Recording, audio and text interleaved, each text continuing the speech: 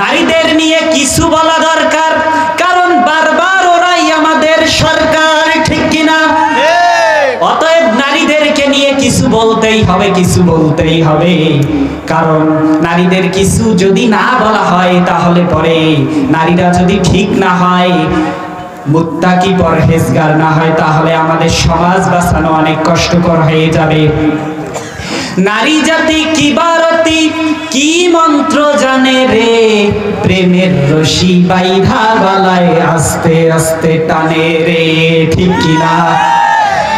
হাট বাজারে দেখো নারীদের ঢল, পর্দাবিহীন তারা করে ঝলমল, অন্যকে তার দিকে আশেক বানায়, দেশটা জি গেল ভাইরে নারীর বেপরদায়, দেশটা জি গেল ভাইরে নারীর বেপরদায়।